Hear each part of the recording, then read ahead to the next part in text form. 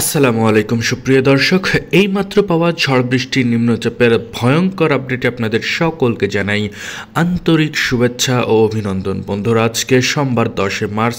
আজ সকাল থেকেই কিন্তু বাংলাদেশ ও কলকাতার বেশ কিছু জায়গাতে ঝড় বৃষ্টির তাণ্ডব চালাতে চলেছে। এছাড়াও বাংলাদেশ ও দক্ষিণ পূর্ব অঞ্চলের দিক থেকে কিন্তু অস্থায়ী থেকে দমকা থেকে ঝোড়ো হাওয়া বয়ে যেতে পারে, তার সাথে অনেক বৃষ্টি হবে বলেই আবহাওয়াবিদরা জানিয়েছে। এছাড়াও বঙ্গোপসাগর উত্তাল হয়ে উঠবে আগামী 24 থেকে 48 ঘন্টার মধ্যে। বঙ্গোপসাগরের ওপরে নতুন করে ঘূর্ণাবর্ত তৈরি হতে পারে এবং সেই ঘূর্ণাবর্তের কারণে কিন্তু নিম্নচাপে রূপান্তরিত হতে পারে। তো এই আপডেটগুলি আজকের এই ভিডিওতে দেখতে চলেছেন, তাই দয়া করে সম্পূর্ণ ভিডিওটি দেখবেন এবং আপনি কোন জেলা থেকে আমাদের এই ভিডিওটি দেখছেন সেটা অবশ্যই কমেন্টে গিয়ে জানাতে ভুলবেন না। তাহলে চলুন আজকের এই ভিডিওটি শুরু করা যাক।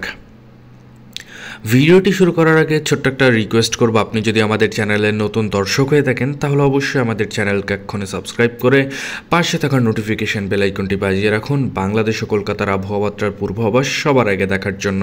তাহলে চলুন আজকের এই ভিডিওতে দেখানো যাক বাংলাদেশ ও কলকাতার কোন কোন অঞ্চলে ঝড় বৃষ্টি হবে বলে আবহাওয়াবিদরা জানিয়েছে।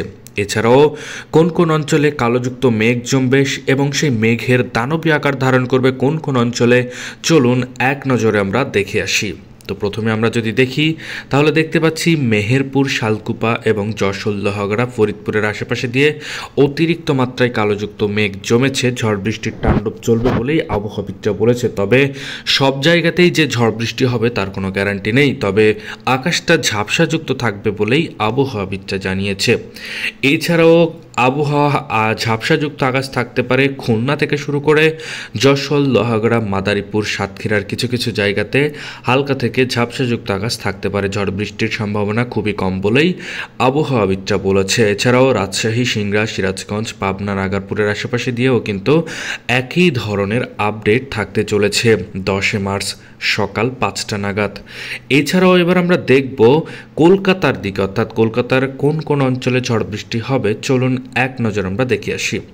তো প্রথমে আমরা দেখতে পাচ্ছি বাঁকুড়া, জামশেদপুর, ছাকুলিয়া, খড়গপুর, কলাঘাট থেকে শুরু করে আরামদাবাগ, শান্তিপুর এবং কাটোয়ার আশেপাশে দিয়ে অতিরিক্ত মাত্রায় কালোযুক্ত মেঘ জমেছে এবং সেখানে ঝড় বৃষ্টি হবে বলেই আবহাওয়াবিদরা বলেছে। তবে এখানেও কিন্তু কোনো কোনো অঞ্চলে ঝড় বৃষ্টি হতে পারে, আবার কোনো কোনো অঞ্চলে হালকা থেকে মাঝারি ধরনের কালোযুক্ত মেঘ দেখা যেতে পারে বলেই আবহাওয়াবিদরা জানিয়েছে।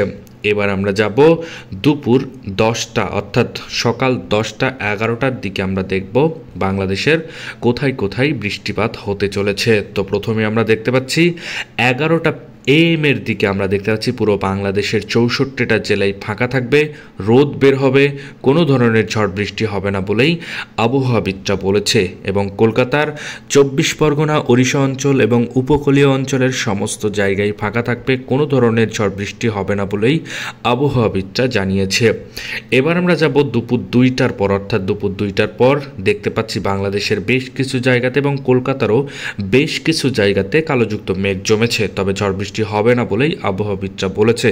তবে কোনো কোনো জায়গাতে যদি বৃষ্টি হয়েও থাকে তাহলে ডেঞ্জারাস আকারের বৃষ্টি হবে না, হালকা থেকে ছিটেফোঁটা বৃষ্টি পড়তে পারে বলেই আবহাওয়াবিদরা জানিয়েছে। তো প্রথমেই আমরা দেখতে পাচ্ছি যশোর, লোহাগড়া, সাতক্ষীরা, খুলনা, পিরোজপুর, বরিশালের আশেপাশে দিয়ে হালকা থেকে ঝাপসাযুক্ত আকাশ থাকতে পারে, ঝড় বৃষ্টির সম্ভাবনা খুবই কম বলেই আবহাওয়াবিদরা জানিয়েছে। এছাড়াও কলকাতার আমরা প্রথমেই দেখতে পাচ্ছি চন্দননগর এবং শান্তিপুরের আশেপাশে দিয়ে হালকা থেকে মাঝারি ধরনের ঝাপসাযুক্ত আকাশ থাকতে পারে বলেই আবহাওয়াবিদরা বলেছে।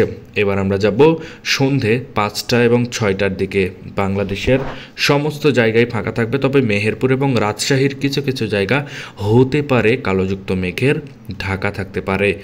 এই ছিল বাংলাদেশ ও কলকাতার আবহাওয়ার পূর্বাভাস। এ ধরনের আবহাওয়ার পূর্বাভাস যদি আপনি সবার আগে দেখতে চান তাহলে অবশ্যই আমাদের চ্যানেলকে সাবস্ক্রাইব করে সাথে থাকবেন। ধন্যবাদ সবাইকে ভিডিওটি সম্পূর্ণ দেখার জন্য।